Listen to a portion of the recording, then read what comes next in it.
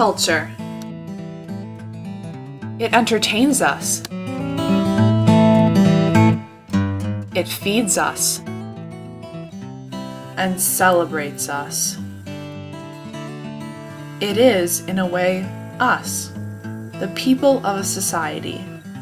Not only does it reflect who we are, but it also creates and forms us.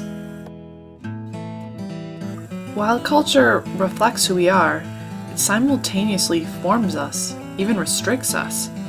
So what happens when there is a perceived standard about the very identity of a person, or who one is supposed to be?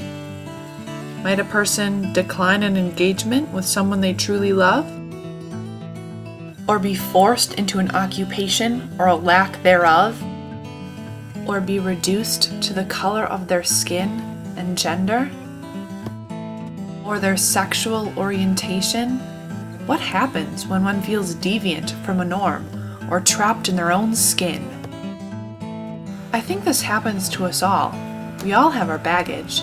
My own baggage might seem odd to people because it is indeed my height. To all you people out there who see ideal beauty on the runway with tall women, I can tell you, as a tall woman myself, I look around at the reality and feel abnormal.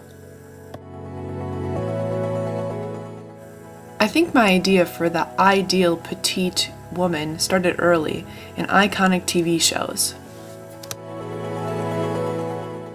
I would survey the perfect family portrayed on TV, and my eyes would go from the father to the mother to the oldest son to the youngest daughter, and my reverence, awe, and admiration seemed perpetually saved for the last and smallest of the family, the youngest daughter, dressed in the prettiest dress with the carefully placed hair. She was so cute, so innocent, so perfect. In my fantasies, I'd pretend the girls that I saw on TV were my best friend. But I don't remember ever fantasizing about an introduction. Probably because, as a tall person, I kind of have a problem with the normal meet and greet. I can't seem to escape mentioning of my height when I meet someone. Someone I just met, they might say, "Wow, you're tall." Even acquaintances I see every once in a while, they might say, "I've been dying to ask, how tall are you?" But the real kicker is my friends and family, people I see every day. Even they will tell me, "Hannah, I forgot how tall you were. You're so tall." Yes, I idolize the petite for some reason. It seems so vital to being female. But I didn't get that idea from nowhere. You had to be small enough for the man to catch you if you fainted. You had to be small enough as the prima ballerina to be lifted into the air for the finale of Swan Lake. You had to be small enough to complete the backflip at the Olympics to win the gold medal. I mean, you even had to be poor, obscure, plain, and little to live up to the ideal English woman. I don't think I was ever considered to be little. I mean, how many mothers look at their newborn, gorgeous daughter, and the first words that come to their mind are, "She's so big!" And you know what, Mom? I've remained big. Today, the average height for a woman in the US is 5'4", and I tower over that mythical average by more than 9 inches. And that mythical average man? Well, I guess I affront his masculinity by over 3.5 inches. So I've looked down on those around me all my life. Shopping is the worst. It's no coincidence that the women's division of the store has a petite section and the men's a big and tall. I can't tell you how frustrating it is to look at shoes and see that they stop at size 10 or still not have a single pair of pants even worth trying on after checking every tag on the table for the absent size 13. I was told that girls grew faster and I just had to wait a few years for my knight in shining armor to drink his milk and catch up to me in height. Whoever told me this, my mom, my teacher, the TV, the doctor, myself, they were wrong. I'm still waiting. Boys in height have remained a problem. I mean, they're supposed to be taller than you, right? You know what really sucks? being met with the shortest boy in the entire 5th grade to learn the polka and waltz in music class. Happened to me. And as Adam and I attempted to count 1, 2, 3 without stepping on each other's toes, I wondered why he was embarrassed as he strained himself on his tiptoes in a vain attempt to reach my eye level.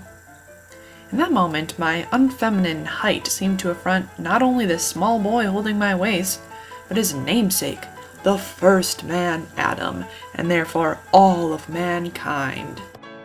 Look no further than the Hollywood red carpet or a wedding cake to see where I got this idea of the taller man. I've been called a lot of things as a tall person. Noodle arms, Sasquatch, but one name I never expected was Mother. At a festival when I was about 12, someone asked me if my 3-year-old brother in my arms was my son. An honest question to ask a 5'7" female holding a child, right? Maybe. I was only 12 years old, and I don't think it was even possible for me to conceive a child at that moment anyway. Excepting my height, all of my other features matched my maturity. Only extreme stature could mistake me for a mother. Sure, sometimes it was cool to be mistaken for an older, cooler person, but it also just made me feel different.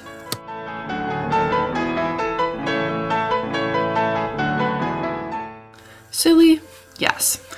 But the bottom line is that my height makes me stick out. It draws people's attention like Elizabeth Dalloway on the street corner. And like her, I just don't want to be reduced to my physical appearance.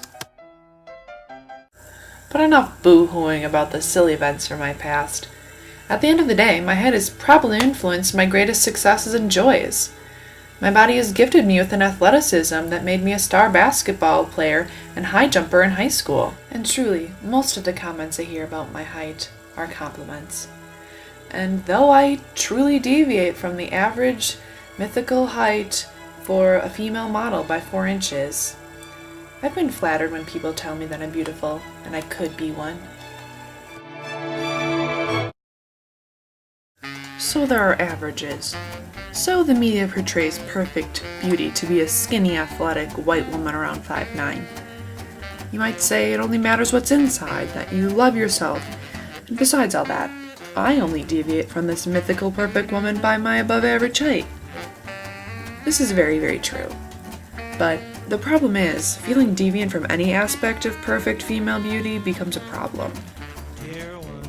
Assigning gender, physical and personality traits, vocation, hobbies, likes and dislikes creates standards that are just plain unattainable. So what must one do? We can't just get rid of culture, society, propriety, and stereotypes, but we can fight their restrictions and contribute to the formation of new standards through an understanding of them. I would be lying to you if I said my height has not contributed to a negative self-image at times. But I also haven't lost a night of sleep over it. Why? Because I also realize how diverse and deviant this world naturally is. Oppressors will always try to box in our identities, but they will not be boxed in. The world has too many special and unique people for that to happen. There is no norm sacred enough to deny you self-worth. I am a tall woman, and that should not be an oxymoron. I'm a tall woman, I am a tall person, and nothing can hold me back. Let's go, girls.